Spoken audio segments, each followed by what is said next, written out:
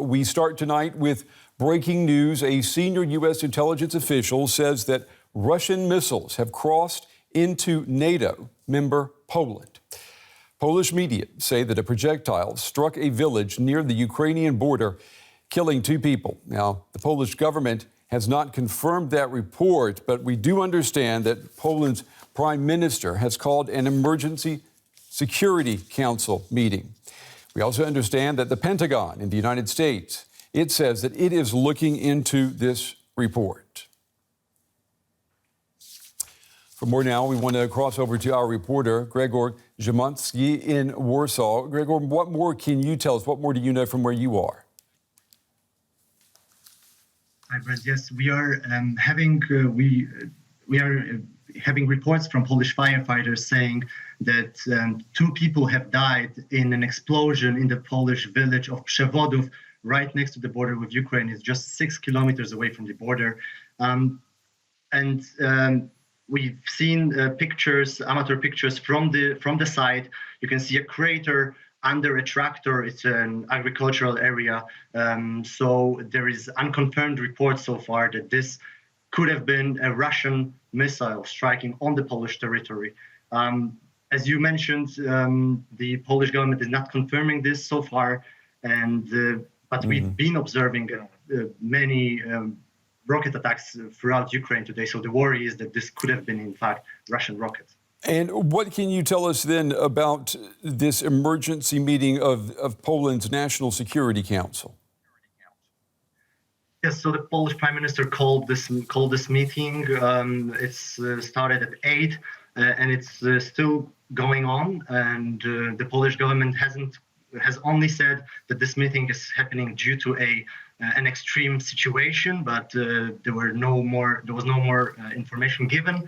And we are now waiting for more information when the meeting is concluded.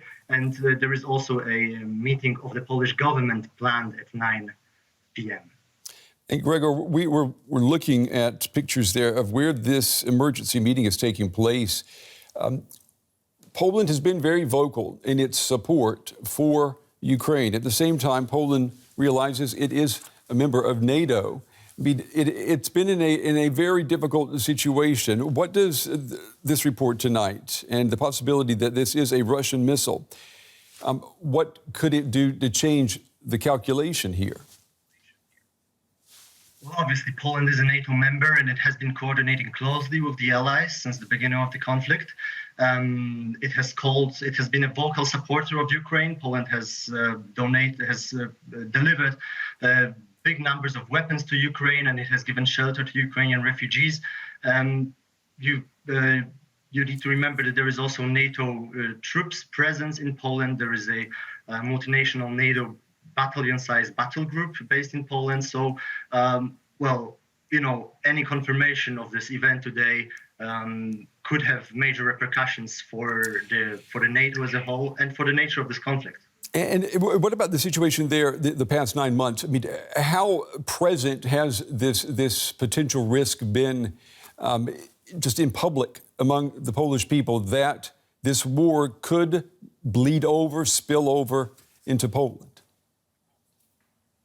Well, the war has been very present. Polish people have observed this, have been following the war very closely. They've been supporting Ukrainians unequivocally. They're especially giving support to Ukrainian refugees.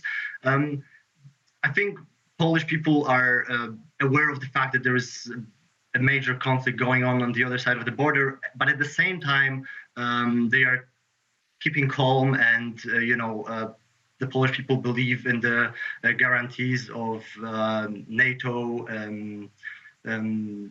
defense pact, so I don't think many people here are shocked now by this news, by this speculation and by the possibility that this could have been in fact a Russian rocket, because if it is, it would come as a big surprise, because no one, or at least few people have been thinking that this could have been a real possibility. Yeah, it's still a very fluid situation. Our reporter, Gregor Zimonsky in Warsaw with the latest from there. Gregor, thank you very much. And we are efforting, trying to get reactions or any comments coming from NATO. We have heard from the United States, a Pentagon spokesman saying that the U.S. position here is clear. Take a listen. So, as I mentioned, we're looking into these reports, don't have any information to corroborate them at this time. So I don't want to speculate or get into hypotheticals. When it comes to our security commitments and Article 5, we've been crystal clear that we will defend every inch of NATO territory. All right, I want to go over now to Washington. Our correspondent there, Sumi Sumaskanda. Sumi, we want to remind our viewers we're still efforting to confirm these reports. The situation is fluid, but the reports are out there. What are you hearing from U.S. officials about a potential Russian missile hitting a NATO country? Brent, I can tell you that U.S. officials are treading very cautiously at the moment. That means they're not saying very much. Now, that clip that you just played, that was from a press conference just a short while ago with the Department of Defense Press Secretary, Brigadier Patrick Ryder. And he said, as you heard in that clip, that the Pentagon is looking into these reports, that it cannot yet corroborate this information, these reports of these Russian missiles entering Poland, which is interesting. Brent, you already mentioned that this information is being attributed to senior U.S. intelligence sources. But again, the Pentagon, for its part, is not able to corroborate that information so far. We heard the Brigadier General also saying, again, underlining Article 5, saying that every inch of NATO territory will be defended. And he was also touching upon, just briefly, because this was a very brief statement that he delivered during this press conference, he talked about U.S. presence in the region and NATO posture. And he said, quote, "When it comes to force protection, we'll always take the safety and security of our troops, no matter where they're stationed, very seriously." But he said, first of all, we have to get the facts on the ground. I do want to add, Brent, we did see a tweet from the spokesperson for the White House's National Security Council. That tweet said the following: "We've seen these reports out of Poland. We're working with the Polish government to gather more information.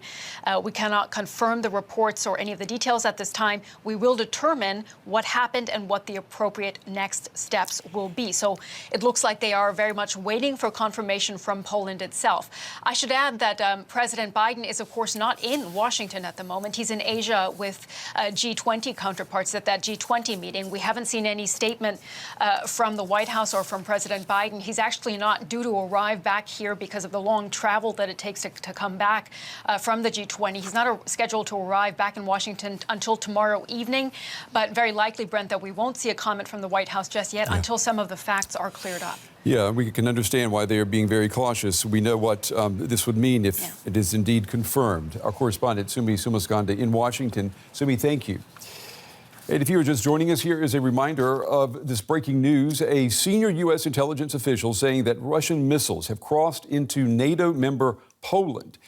Polish media are saying that a projectile struck a village near the Polish-Ukrainian border. They say 2 people had died. The government has not confirmed that report, but we do understand that Poland's prime minister is now in a meeting, an emergency meeting with the country's National Security Council. The Pentagon, as we just heard there from Sumi, says that it is looking into the reports, no verification coming from there. Let's go now to DW's Teri Schultz. She joins me now from Brussels, where NATO headquarters is located. Teri, let me just ask you, from your sources in Poland, what have you been hearing about reports of this projectile hitting Polish territory?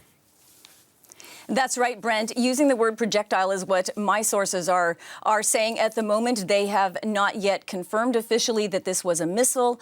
They said it could also be a drone. There are also reports that what the explosion was on the ground was actually the aftermath of a missile potentially being shot down. But we do not, I would emphasize, we do not have official confirmation of that yet from the Polish government. And I have just within the last moment received a quote from a NATO official saying that they are looking into the reports and consulting closely with Poland. So we really do not have official confirmation of that yet. I think that these meetings that are taking place in Warsaw, when that's over, we'll know a lot more. Yeah, and that, of course, will probably determine the next step, what NATO does decide to do, if it has to do anything. Let's talk a little bit about the kind of response that we can expect from NATO. I mean, what protocols are already in place if it is confirmed that a NATO member has been hit by a Russian missile? Well, a lot will depend on what the Polish government wants to do. And I'm told that in the morning, it is highly likely, although not yet certain, that there will be what's called an Article 4 meeting. And this means that when a NATO ally feels that there's been a threat to its territorial security or its political independence, it can call these Article 4 talks. And that is to get to give everyone else in the alliance the most updated information that they have, and also to get a sense of unity. There are often a statement after these consultations to remind everyone that Article 5 is ironclad and that all of them stand with the ally who feels threatened. So I would expect that we'll be seeing a meeting like this tomorrow morning at NATO headquarters, but that's not yet certain. I don't think it's yet been decided for sure. Okay, and regarding Article 5, Article 5 has only been invoked one time in the history of NATO, and that was following the 9/11 attacks. So we're talking about, this is a serious situation if that decision were to be made to invoke Article 5. Absolutely. Again, we have, for the past 9 months in this war, we have heard time and time again from NATO that it is prepared for all eventualities. There have also been military drills taking place across NATO countries in the event that something bigger does break out. NATO has been telling the world, or at least showing the world, that it is prepared for a worst-case scenario, hasn't it? That's right. And this is, in fact, exactly the kind of scenario that journalists like myself have been posing to NATO. What if this happens? What if a rocket, a missile, any kind of projectile does cross the border into NATO territory? What exactly does it mean that you will defend every inch of the alliance territory? So that's going to be put to the test now if these are proven to have been Russian-launched projectiles. And I would say that my source says that every indication is that they were, but there are investigators on the scene at the moment. I can confirm that 2 people were killed there from an official source. So I believe that that was under question somewhere else. But NATO will have to decide based on what Poland asks it to do.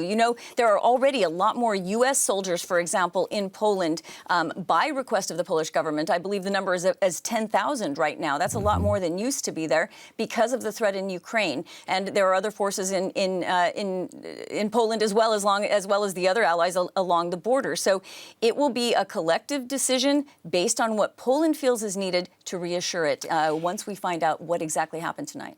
That's right. Teri, excellent job on describing just how volatile the situation is. And it comes down to what the Polish government tells us and what they want to do with the information that they are collecting right now.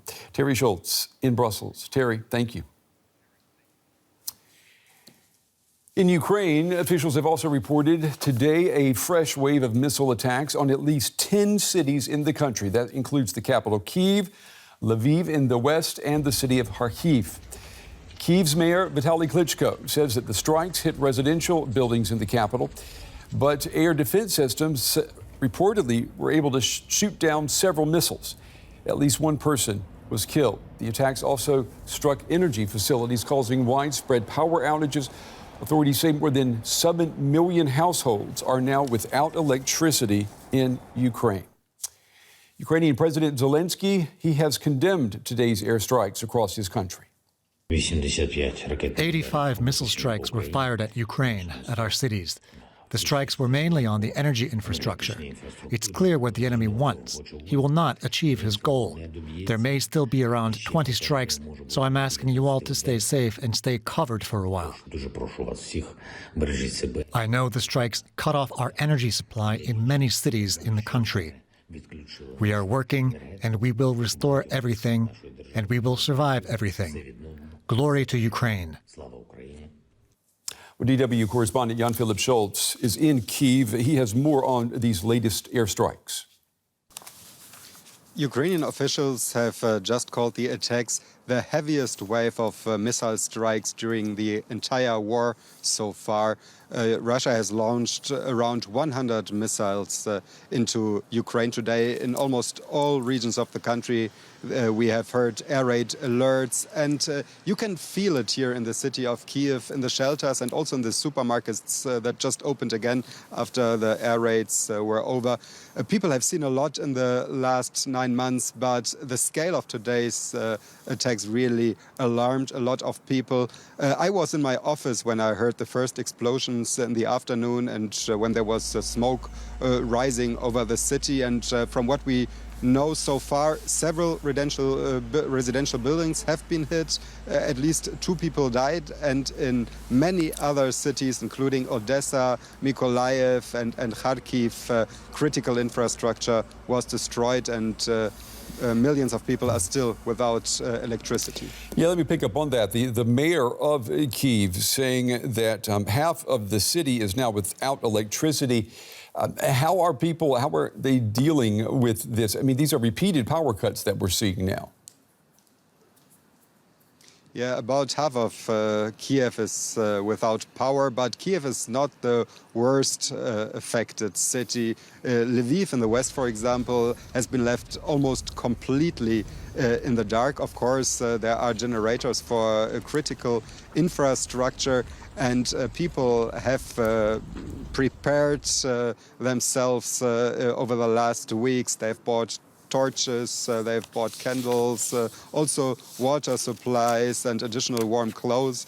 But today's power outages are really extreme.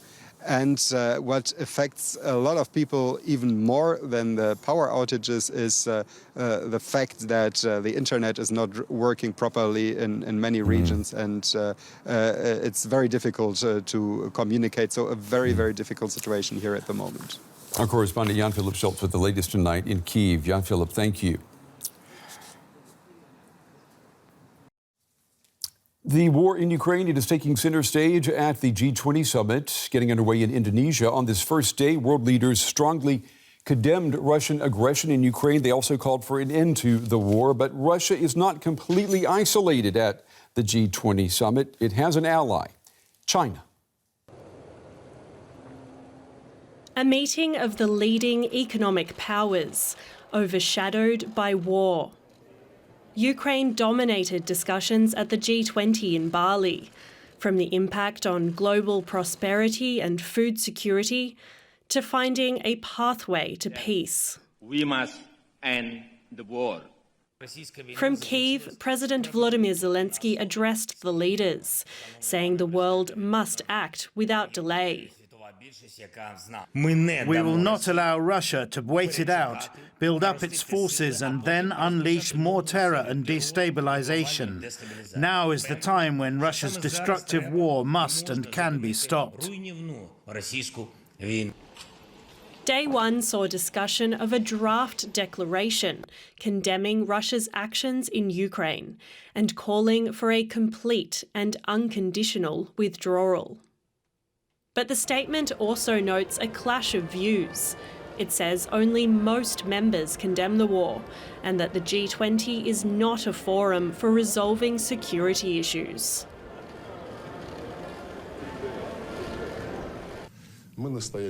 We insisted that if they wanted to raise this topic that much, although it's not on the agenda and is outside the competence of the Group of 20, then let's be honest and make it known that we have different opinions. Yes, there is a hybrid war in Ukraine, which the West started and has been preparing for many years. The statement would be a significant shift for countries like India and China, which abstained from a United Nations resolution in March condemning Russian aggression. Beijing has so far refused to call the war an invasion and has appealed for dialogue with Moscow. But this joint declaration could further distance an increasingly isolated Russia. For more now, we want to go to Jade McClint, a senior researcher at the Monterey Initiative in Russian Studies. Jade, it's good to have you with us. Let me just get your reaction. I mean, I'm sure you've heard these reports that we are possibly looking at Russian missiles hitting Polish territory, which is a member of NATO. I mean, this is part of the worst case scenario that people have been discussing since this war broke out, isn't it? It is, but I would encourage people to stay calm. There's still a lot that we don't know. I know that the sort of National Security Council in Poland are currently meeting. And I think that in any case, Article 5 is not some button that you just press and it triggers it. It's it's something that comes out through discussions, and it's very, very unlikely. I mean, very incredibly, infinitesimally unlikely that something like Article 5 would be triggered over this. I want to ask you about what we've seen at the G20.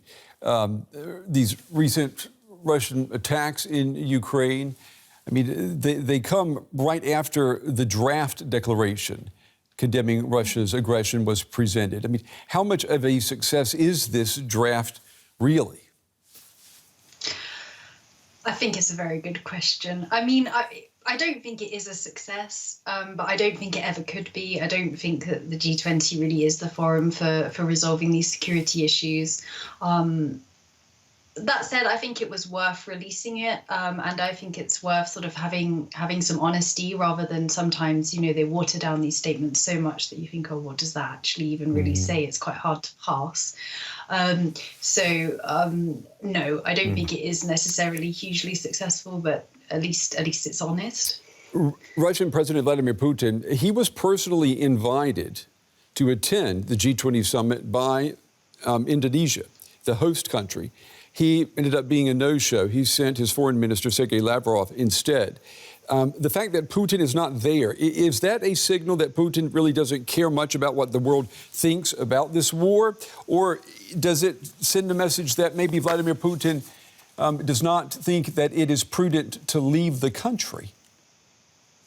Actually, I would say it's the opposite of your first suggestion. I think that Putin cares very, very much. And if there had been an opportunity for him to go and he knew that he would be having handshakes and the photos of Joe Biden or even perhaps with Emmanuel Macron, then I think he would have gone. But actually what it looked like was going to happen from the signals being sent was that he was going to be, really humiliated in the sense that, people just get up and leave the room if he entered and so on and so forth.